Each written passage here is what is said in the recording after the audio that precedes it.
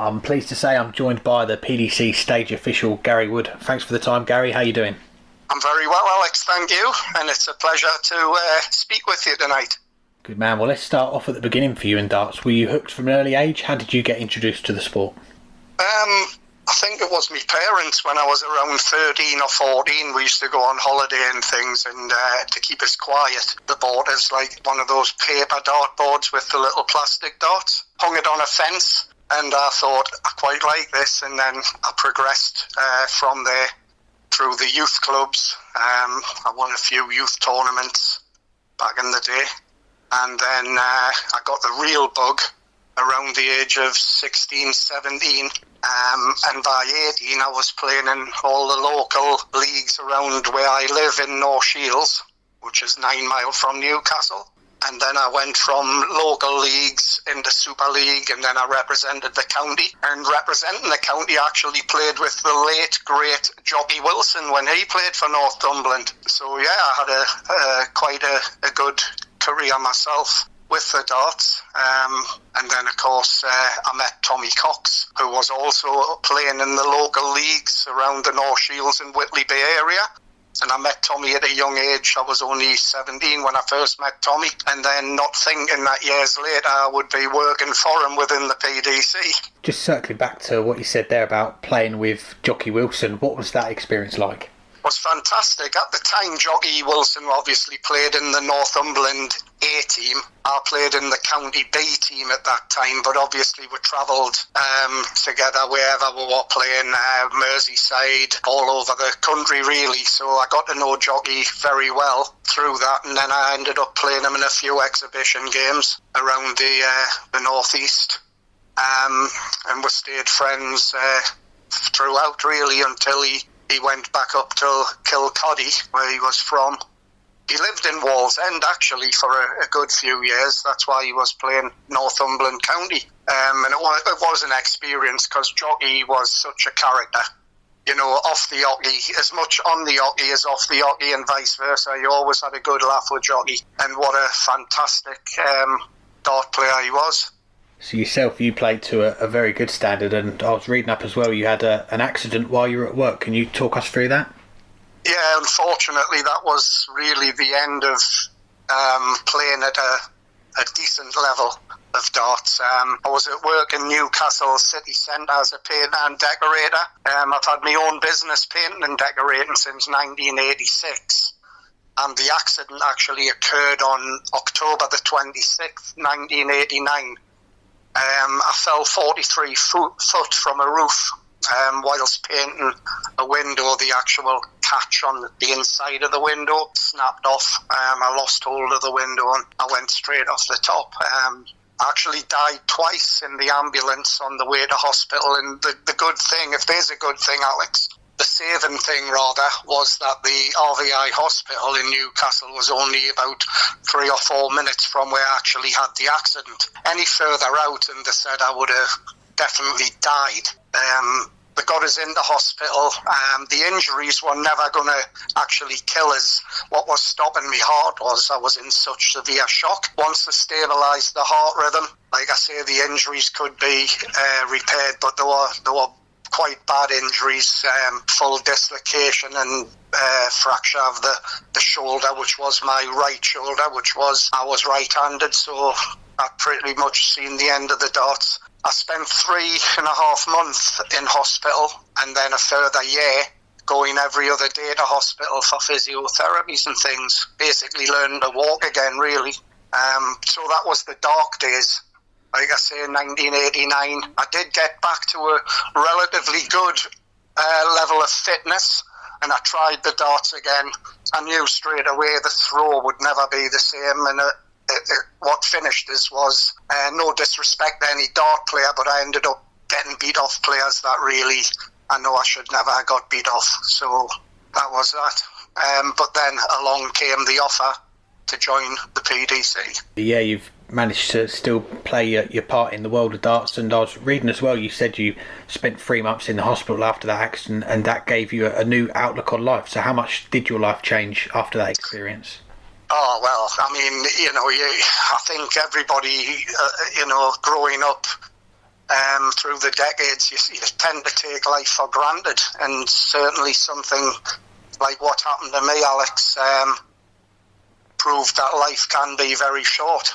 And of course, it did change my outlook on life. Things that I used to worry about and that I stopped worrying about, and I just take every day as a blessing, really. You know, I mean, I suffer badly now. I have a bit of arthritis here and there, and you know, but there's people far worse off than me. But yeah, it did. It changed a lot of things, and I never ever thought that I would ever be back in darts until, of course, I got the calling from the PDC.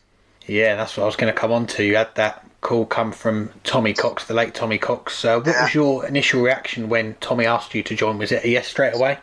Well, what it was, Alex, I was actually playing a game of darts in the local pub that I played for, the Piper, in Cullercoats. And on the opposing team was another PDC official, Keith Bisbee.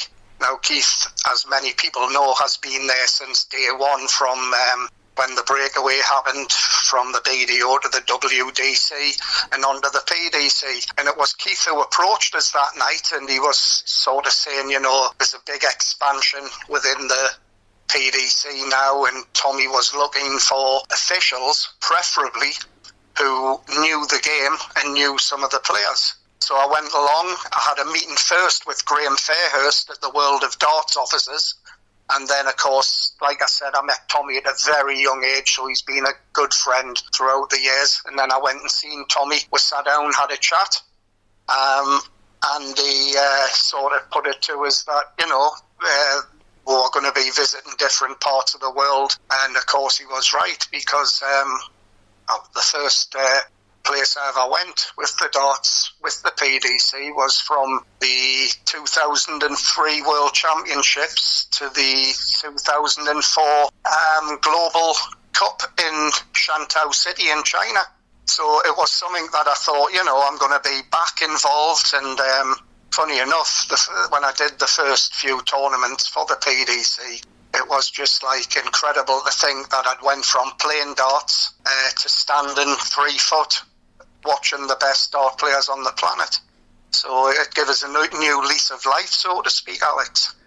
Definitely, yeah. I mean, many of our listeners, they'll recognise your face from being a marker on TV. What other roles have you had, or do you currently have, with the PDC over the years? Yeah, well, I mean, people, you know, the people that I don't know, the people that do see us on the TV marking, they don't realise that there's a lot more goes into the role of an official. We do all the floor tournaments, so I do all the challenge tour events, the development tour, and of course the Players' Championship events. Prior to doing the PDC work, I worked with Tommy on his own World of Darts events up and down the country for many years as well. So I've had a role in a lot of different things. I've ran tournaments myself within the PDC when we used to do the regional playoffs for the UK Open qualifiers before Riley's took over that role. So I would find myself up in Scotland.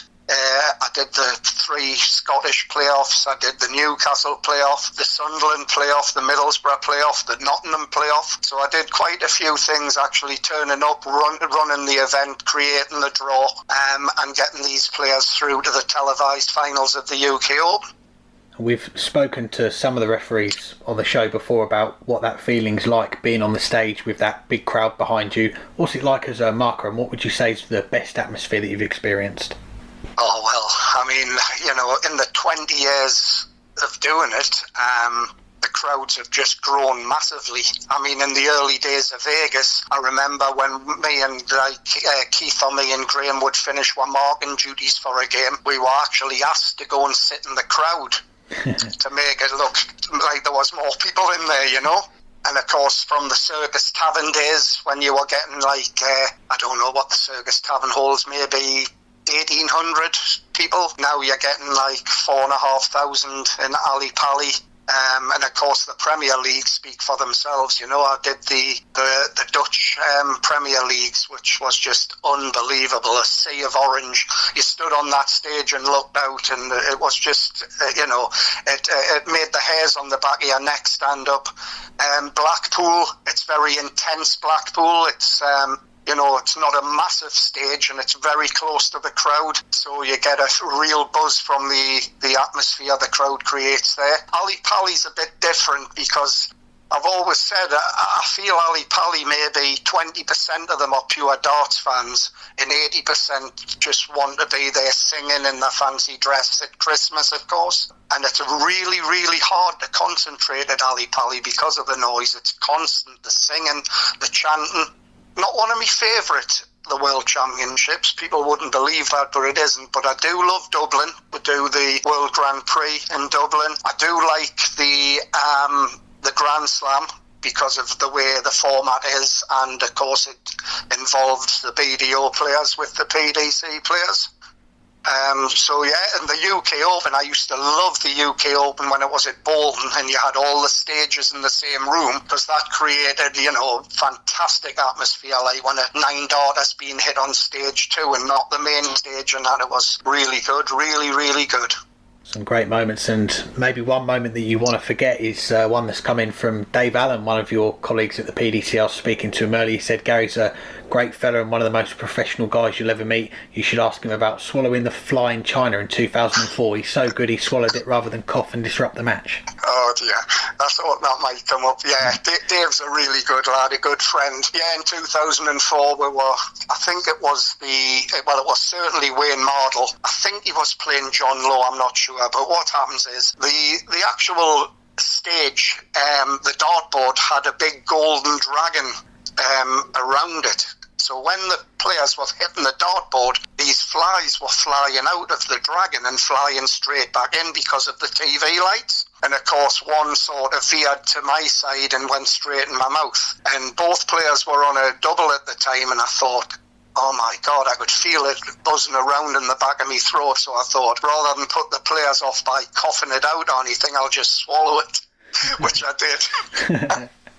And Wayne Mardle, he came over to us at the end of the game and he said, God, Gaz, are you okay? He says, you're making a funny noise.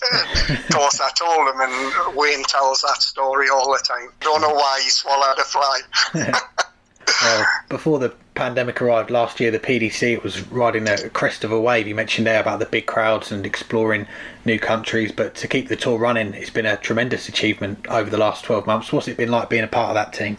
Oh, absolutely fantastic. I mean, there's been a heck of a lot of work behind the scenes. Our chief executive, Matt Porter, constantly on the phone, constantly keeping in touch with the government for the changes, and, things look to be going well, and then another step backwards instead of forwards. And just the general getting everything to come together, the testing, everything. It's been a marvellous achievement by everybody, the press guys, the stage crew, everybody, the people who set the events up. One massive big effort, and it's one of the only sports that's really kept going. Without a change in prize funds, especially, they've still paid out exactly the same money without getting any money back, really. So it's been a fantastic achievement.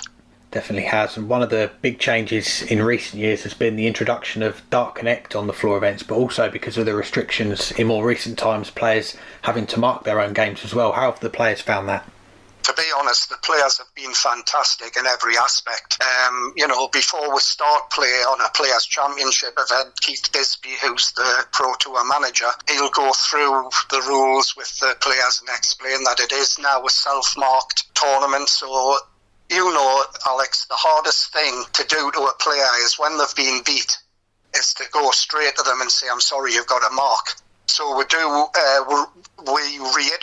that rule at the start of play, please stay at the board, mark the next game, and then you can go off and do whatever you want. And the players have 100% backed to it in every shape and form. And to be honest, they're very good with Dart Connect. It's such an easy thing to use as well. They do miss the marking scheme, guys, obviously, and hopefully we're due to have them back in July.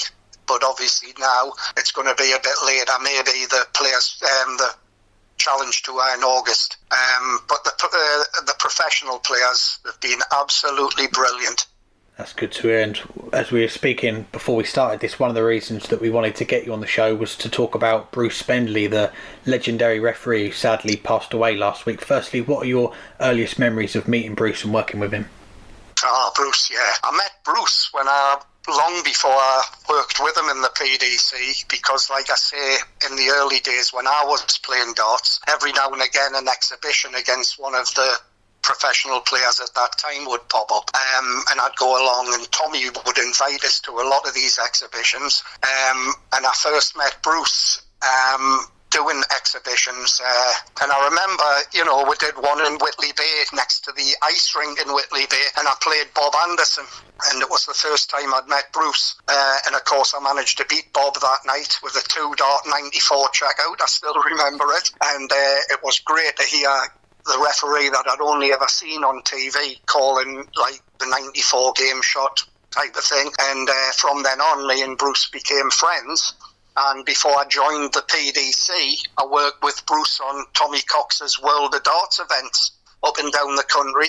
So it was an easy fit, really, when I did join the PDC, that Bruce was there and we were really good friends. And of course, we went to South Africa together with the PDC, Vegas a few times, and I got to know Bruce really well, away from the darts as well, as a friend, Many a time on the way to these events, we would pick Bruce up on the way down. I live in North Shields. It's about 35 miles to where he lives in Billingham, and would pop in, have a cup of tea, see his wife Ron, but he was just a lovely, lovely man, Alex.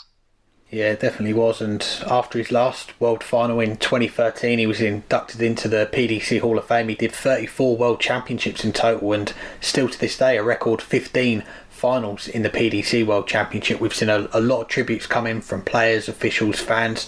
Does that just show how highly thought of Bruce was in darts? Oh, without a doubt, Alex. I've never ever heard anyone have a bad word to say about Bruce. His professionalism, the way he conducted himself on the hockey, off the hockey, away from darts, such a polite man, always thought before he spoke, loved and cared deeply for his family, because me and Bruce had many a chat, and you could see the love he had for his family, and to work with, it was the clarity of the voice.